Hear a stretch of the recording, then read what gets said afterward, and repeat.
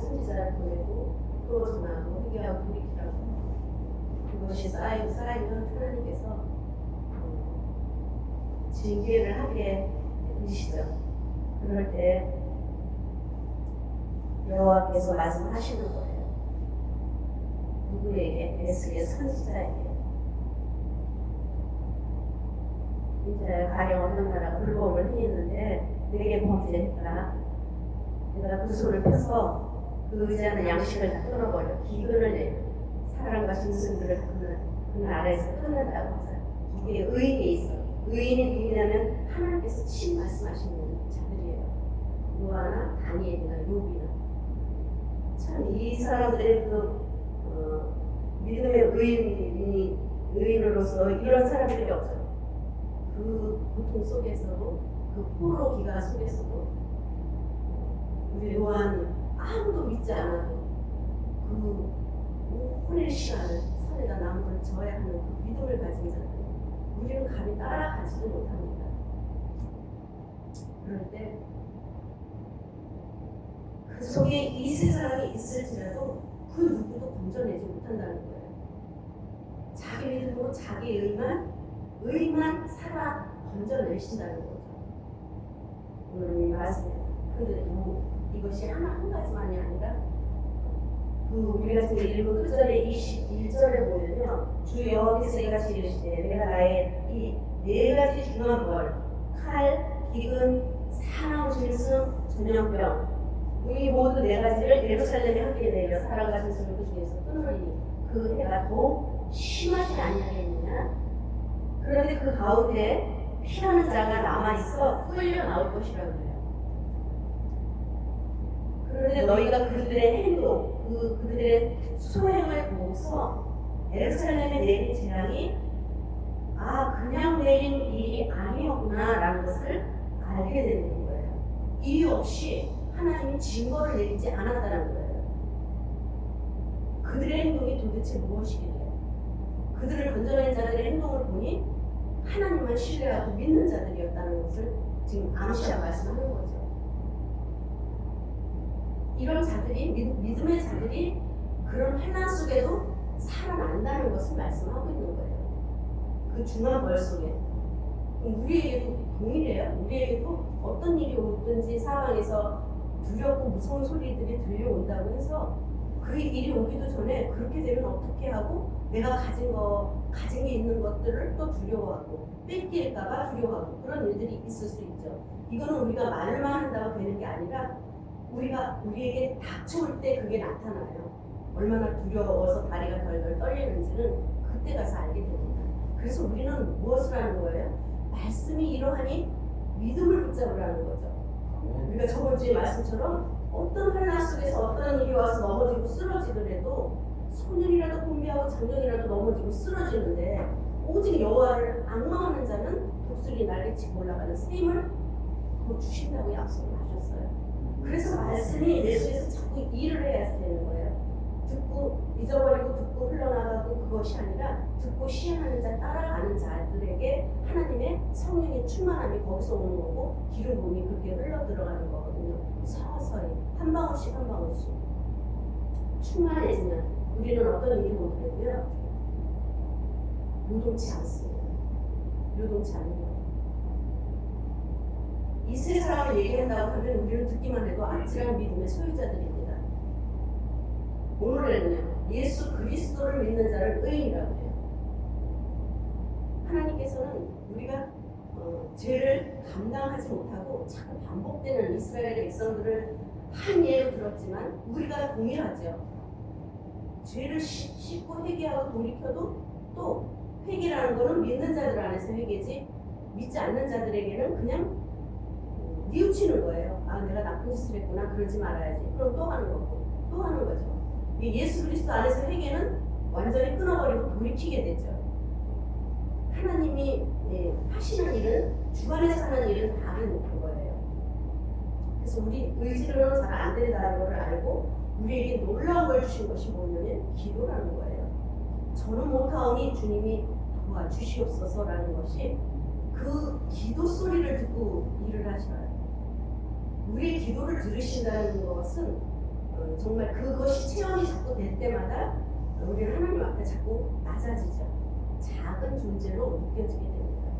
오늘날에는 그리스도를 믿는 자를 의인이라고 칭해주시고 그 의인이 믿음으로 말미암아 살리라고 했어요.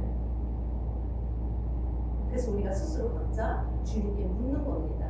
내 믿음으로, 내 공의로, 내가 가지고 있는 그 의로 내가 살겠습니까? 건진바 되겠습니까? 그 환난 속에서도 내가 정말 주님 앞에 주님만 믿고 잘하고 있는 것입니까? 이런 자문을 해보는 거죠. 그 믿는 자 그 의만 살지 자기 자녀도 배우자도 형제도 건져내지를 못한다고 말씀하고 있는 거예요. 죄의 값은 형벌이고 처벌입니다. 사망이에요. 그래서 이스라엘 백성들의 죄는 언제나 우상 숭배들이요, 가장 싫어하는 것들이었고요. 아까 우리가 교동문에서도 읽었는데 제가 이거를 어떤 성도님에게 보내줘야겠구나. 거짓말하는 자는 멸망할 것이다. 속이는 자들은 어떻게 된다는 것을 말씀으로 또 보내줘야 되겠구나. 오늘 교동문이 그거였어요. 이게 떠오르게 하는 거, 성령님이 떠오르게 하는 거. 우리가 수백 번 말을 한다고 고치라고 하는 것보다 말씀이 어떠한지를 자꾸 들려주고, 우리가 보이지 않는 가운데서 지금 한 달 동안 우리도 근신하며 기도하지, 그 영혼을 위해서 기도해 주는 거잖아요. 기도의 열매들은 반드시 있습니다. 안 될 거야 라는 건 우리의 그냥 육의 말이죠. 반드시 일어나게 돼 있어요. 인내하고 가야 돼요. 우리가 인내하고. 왜냐하면 그가 나였는데 나 변한 걸 보셔야 되잖아요. 우리가 스스로 다 변한 걸 봐야 되잖아요. 그가 나였다니까요. 근데 변했다니까요. 누구 때문에? 예수 그리스도가 중보해 주시고 주변의 사람들이 중보해 주고 보이지 않는 가운데. 첫 때는 얼마나 힘들어요. 저도 첫 때니까 힘들잖아요. 집안에서 아무도 없으니까 힘들지만 믿음의 사람들이 중보해 줌으로 인해서 가는 거거든요. 변화받는 거거든요. 그래서 그는 회복될 것입니다. 우리는 믿음의 말을 해야지 돼요. 낙심의 말을 하는 것이 아니라 믿음의 말을 하고 그는 변할 것이라고 해야지 되는 거예요. 인내밖에 없고 그 속에 사랑이 있어야 돼요. 사랑이 없이는 정죄만 하게 되거든요. 정죄. 왜냐하면 그런 걸 다 우리가 해왔고 겪었기 때문에 알아요. 사람들한테 정죄받으면 물려서 아무것도 못하죠. 누군가에게 사랑을 받고 격려를 받으면 힘이 나요. 그럼 사랑을 소생해야 되니까요. 그래서 우리도 그 일을 해야지 되는 거예요. 말이 아니라 실제로 너희들이 고백한 대로 내가 영혼을 보냈다? 어떻게 할래? 보고 계시는 거거든요. 보고 계시는 거예요. 그는 혼자 있어서 지금 더 피폐해졌을 거예요. 그림이 그려지지 않았어요. 더 피폐해졌지 좋아질 수가 없죠. 혼자 있으면. 그러나 그 시간도 우리가 무엇이라고 그를 정죄해서 너 내가 좀 치러라고 우리가 무엇이라고 하겠어요. 그러나 정신을 못 차리니까 한번 혼자 힘듦 속에서 있어보고 옆에 한 사람 한 사람이 지체가 얼마나 소중한지도 알아야 되는 거예요. 깨닫지 못하면 할 수 없지만 또 깨닫게 하실 것은 하나님이지 우리는 아니라고. 우리는 우리 안에서 그리스도의 사랑이 흘러가면 되는 거예요. 내가 벌려놓은 일이기에 그 대가를 치르는 일이 우리 삶 속에서 와요. 어떤 방법이든지 옵니다. 사람 관계에서도 오고. 오는데 그 속에서 내가 예수 그리스도의 방법으로 그걸 풀었느냐, 내 안에 모든 숨어 있었던 어떤 혈기들이 쏟아져 나와서 그것이 드러났느냐. 그러면 어떻고, 이러면 어때요? 하나님이 보게 하시는 건데, 깨닫는 자는 변화를 일으킬 거고, 깨닫지 못하면 다시 이 속에서 혈기를 품고 있을 거란 말이에요. 그게 다른 거예요. 말씀이 있는 사람 깨닫고 순화되죠. 나였구나.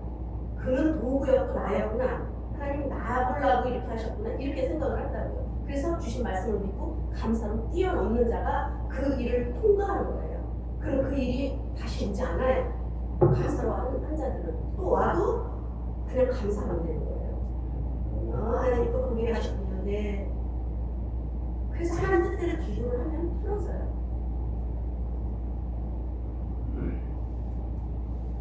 이 영적인 일들을 정말 주의 종들도 정말 모르는 분들이 너무 많아요. 제가 다 말씀드리지 않는 것들도 또 때가 되고 이야기를 하겠지만 그렇다고 나는 알았다고 해서 내 것은 자만할 것이 있어요? 아니라니까요. 기도하면서 또 때를 보고 기도하면서 또 기다리다 보면 변화가는 거는 각자의 성령님이 일을 해주시니까. 근데 우리는 그 어떤 질성을 놓아 무슨 마음을 붙잡는 거예요? 하나님, 내가 너희가 나를 믿고 내게를 들어오면 내가 너희들의 죄를 다시는 기억하지 아니라고 그러잖아요. 그래서 믿는 거죠. 근데 자꾸 죄책감에 빠져서 사는 거예요. 죄책감에 빠져서 사는 것도 누구였어요? 저였어요. 그걸 해봤기 때문에 죄책감은 죄책감의 영들이 그렇게 눌려버리게 해서 하나님 앞으로 일어서지 못하게 해요. 너 죄졌잖아. 물려버리게 하는 거예요. 못 일어나게 만들어요. 조금만 잘못해도 너 하나님이 잘못되게 해서 날 기뻐하시지 않겠지? 그런 소리를 계속 하는 거예요. 지금도 그런 소리를 계속 들으면서 가요. 어떤 영혼에게. 뭐예요? 죄책감의 영이 물려서 있는 거예요. 그건 뚫고 나와야 되는 거예요. 믿음의 소리라는 거는 선포가 해야 되고. 그래서 저도, 그러니까 우리가 우리 안에 거를 끌어내는 일들은요, 무시로 하면 돼요. 왜 그러냐면 나 혼자 있을 때 내가 혼자 독백이라도 딴 소리를 하거든요. 미운 게 있으면 미운 소리를 하고 뭐 어쩌면 잘났다가 혼자 떠들기도 하고 할 때 내가 내 소리를 듣고 하나님 남을 판단하는 말하는 것들을 지금 이 시간 잘라주세요. 예수 이름으로. 매일매일 그걸 하고 다니세요. 그러면 매일매일 청소가 돼요. 저는 매일매일 합니다. 그게 수시로 무시로 나올 때 해야지 돼요. 그리고 내 속에서 그들이 나오지 않더라도 하나님 기뻐하지 않는 말들이 내 안에서 나가지 않도록 도와주세요. 이렇게 돼요. 내 사람을 격려해주고 자꾸 세워주는 말을 해야 되고, 근데 자꾸 깎아내리는 말을 우리가 자꾸 하면서 그건 사실은 조롱하는 것들이 있거든요. 우리 안에서 상대를 조롱하는 것들이 분명히 있어요. 그런 것들은 잘라내줘야지 돼요. 그래서 내가 날마다 청소하는 거예요. 뭘로? 말씀으로, 입으로 고백하고 선포하면서. 저는 책 속에서 다니면서 늘 그런 기도를 합니다. 그래서 돌이켜야 되는 거예요. 반복되는 죄의 대가는요, 하나님 나라에 들어갈 수가 없는 거예요. 불의를 행하는 자들은 하나님 나라에 들어갈 수가 없는 이라고 했어요. 하나님 나라를 사모하고 있는 자들이 계속 불의한 일들을 해가면서 하나님 저 천국이에요. 천국은 내 거예요. 이러고 가요. 그러니까 나는 너를 알지 못해. 말씀은 그런 거예요. 이스라엘에 대한 말씀이나 오늘날 우리에 대한 말씀이나 동일합니다. 동일해요. 그러면 크든 작든 우리에게 환난이 올 때 피할 수 있는 길을 하나님을 보거나 하나님의 이름을 부르거나 예수 그리스도를 쫓아갈 때 풀어지는 거예요. 피할 길도 주시는 거고, 숨어야 할 것도 알려주시고, 너 저 산으로 가라 이런 것도 알려주시는 게 하나님의 음성을 들어야 되는 거잖아요. 내가 그 하나님과 이 관계성이 없으면 방황을 하면서 어떻게 어디로 갈지를 몰라요. 때로는 음성이 들려오지 않아도 어떻게 해야 되는지도 모를 때 그냥 맞닥뜨릴 때가 있어요. 그러나 그 맞닥뜨림 속에서도 하나님은 그걸 왜 맞닥뜨리게 했는지도 알게 하시는, 그 하나님을 깨닫고 생각할 수 있는 그런 자리에 내가 있다면 보이지 않고 들리지 않아도 하나님 뜻 안에서 갈 수 있는 거거든요. 하나님이 또 그걸 통해서 또 다른 길을 열으세요. 그래서 우리에게는 좀 힘든 일들이 늘 있고 아픔의 시간들이 있을지라도 하나님의 보호받는, 하나님이 나를 정말 주목하고 계시는 것을 우리가 느껴야지 됩니다. 그게 임재인 거예요. 임재. 그러면 지금은 내가 우리가 이제 그 박효진 장로님의 이야기를 잘 알잖아요. 그러면 노아, 다니엘, 욥이 거기 있을지라도 그만 건진바 된다고 했지만 지금은요, 예수 그리스도 안에서 그 성령이 일하심으로 인해서 나뿐이 아니라 담도 건져내는 일을 하시는 거예요. 그 어떤 그 지독한 그 살인마가 들어왔는데 얼마나 자기 이거를 자해를 하고 막 그 독방을 그냥 다 피투성이로 만들어놨대요. 그랬던 그 사람이 이제 사형길로 들어갈 때 그 죽음 앞으로 간다는 거는 남을 죽일 때는 자기가 그걸 모르지만 자기가 죽을 때는 얼마나 두렵겠어요. 무섭고 그 죽을 때 막 새파랗게 질리는 파란색 띄는 거 있잖아요. 그런 얼굴 형상으로 질질질질 끌려서 그 앞에 섰는데 그동안에 막 기도했었던 것들이 있으니까 내가 압축시켜서 하지만 저 사람을 위해서 잠깐 사형 집행장님한테 시간을 좀 주시는 거예요. 그럼 거기 옆에 있는 사람들도 다 믿는 사람들이야. 같이 교직원들도 그렇고 시간을 좀 달라고. 하나님 저 사람을 이대로 보낼 수가 없습니다. 이 마음을 강력하게 또 그 장로님에게도 부어줬겠죠. 우리가 저 영혼을 위해서 기도하자. 거기서 기도를 뭘 얼마나 오랜 시간을 했겠어요. 사형 집행자인데 거기서 그 영혼을 흔적이 막 그 짧은 시간에 피땀 흘리는 기도를 한 거예요. 저 영혼이 그대로 끌려가지 않게 살려주시고 우리들의 죄를 용서하시고 저 영혼을 좀 살려주시라고 그런 기도가 나오잖아요. 그리스도 안에 이 하나님이 영이 주신 이 성령의 이 기도는요 정말 달라요. 나밖에 모르는 그런 기도가 아니라서 달라요. 바울도 그러잖아요. 내가 전하고 내가 죽을지라도 저가 살아나면 좋겠다고. 우리에게도 그 성령님이 그렇게 일을 하고 계시거든요. 그렇게 기도를 했는데 그가 갑자기 주여가 터진 거고 갑자기 어디서 누구한테 배웠는지 인내하신 구세주여 찬양을 하더라는 거예요. 그게 진짜 깜짝 놀랐다는 거예요. 그래서 그 영혼이 죽음 앞에서 믿는 자들의 기도로 인해서 바뀌어지는 일이 살아난 거예요. 제가 이 말씀을 하면서도 노아 다니엘 그인 그 자만 살릴 수 있고 그 자만 건질 수 있는데 하나님은 그렇게 하셨는데 이들의 죄악들이 끝이 없으니 내 아들 예수를 그리스도를 보낸 거 아니에요. 예수를 보낸 거 아니에요. 죄를 다 좀 속해라. 그를 믿는 자들마다 살게. 하나님께서 우리에게 보내주신 그 아들 부활의 영은요 놀라운 일을 하시는 거예요. 내 자녀도 살릴 수 있고요. 부모도 살릴 수 있고요. 그러나 단 하나 뭐예요? 믿음인 거예요. 그거는 같아요.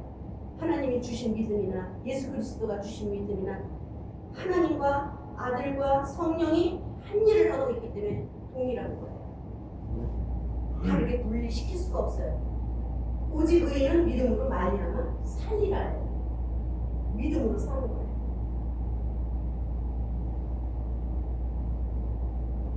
이제는 서로 신뢰하지 못하는 그런 시대를 우리가 지나가고 있어요. 서로 맞대고 살아가야 하는 것이 힘들어요. 누가 옆에 있으면 불편해요. 왜 그러냐면 이제 혼자 사는 게 익숙해져서. 그래서 고양이랑 강아지 데리고 살고 거의 다 쉼없이 이야기하고 혼밥에 혼술에 나 혼자 즐기고 사는 게 너무 좋아진 시대도 접어들어 있거든요. 근데 누가 있으면 다 불편해요. 그러나 주의 영이 있는 곳에는 누가 있든지 주의 영으로 있는 자들은 다 기쁘고 자유로운 거예요. 각자 도생이기 때문에 전도도 지금은 힘드는 거예요. 전도도 힘들지만 전도는 우리의 의로 하는 것이 아니라 하나님의 의로 나타나야 되기 때문에 그걸 기도하고 있는 거죠.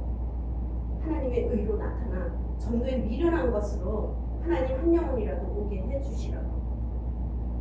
저는 저희 교회는 맨날 예수 그리스도의 보혈을 맨날 바르는 선포를 합니다. 와야 할 자들을 오게 해달라고. 하나님 사랑하셔서 구원받아야 될 자들을 오게 해달라고. 의쟁이 뜨쟁이가 아닙니다. 지금 그런 거에 우리가 소진하면서 갈 시간도 없어요. 그래서 미리 저는 그냥 고백하는 거예요. 그러나 하나님이 작정하신 자들은 만나게 하실 거고, 그래서 우리는 만남의 축복을 기도해야 돼요. 제가 선포하는 것들은 같이 자꾸 기도를 해주셔야지 돼요. 만남의 축복을 주시라고. 그 만남의 축복 속에서 그 연합들이 이루어질 때 이제 정말 죽어가는 영혼들, 다시는 돌아올 것 같지 않은 영혼들이 성령의 불길로 일어나야 되는 거거든요. 우리 힘으로 못하니까. 그래서 야고보 사도가 말하죠. 내 형제들아, 너희가 여러 가지 시험을 만나거든 온전히 기쁘게 여기래요. 어떤 일이 온다니까요, 우리에게. 어떻게 기쁘게 여깁니까, 이거를. 근데 너희의 미련에 믿음의 시련이 인내를 무엇을 하려고? 온전하게 이루게 하려고 그러는 거예요. 그래서 믿음은 끊임없이 인내하면서 가야 돼요. 나 믿고 있는데 온다니까요, 시련이. 그럼 이 시련 속에서 그래도 주님 믿습니다라고 인내하면서 가는 자에게 온전함이 들어온다는 거예요. 아멘. 그걸 우리에게 키워주시려고 그러는 거예요. 키워주시려고. 조금 더 부족함이 없게 하시려고 그러는 거예요. 그래서 부족하거든 모든 사람에게 후히 주시니 꾸짖지 않으신다. 그 위의 것을 향해서 구하라고 그러잖아요. 의심하지 말고 구하래요. 의심하지 말고. 의심하고 구하는 자는 훅 불면 날아가요. 그 믿음. 무너집니다. 그래서 막 믿습니다 해놓고서는 또 이렇게 주변을 돌아보니 또 의심투성이고. 그러니까 어린아이가 천국에 들어간다는 게 뭐냐면 그냥 믿는 거잖아요. 그냥 믿는 거. 우리는 우리의 이성과 지식이 많아서 믿고 원칙이 풀어져야지 믿어요. 그게 이게 딱 맞아야 그렇구나 이렇게 된단 말이에요. 근데 믿음은 그게 아니라니까요. 그냥 어린아이처럼 믿으래요. 말씀이 그러하니 그냥 믿으라는 거예요. 그런 자를 사랑하신다니까요, 하나님은. 근데 그런 자가 어떻게 돼요? 단순해진다는 거예요. 복잡해지는 게 아니라. 그래서 저를 이번에 그 기름 부음에 집어넣었던 그 목사님, 그 선교사님이 우리 그 전에 누리글에서 기도하셨던 그 목사님이 이틀을 기도를 했어요. 근데 끝에는 너무 기도하다가 안 들어가니까 네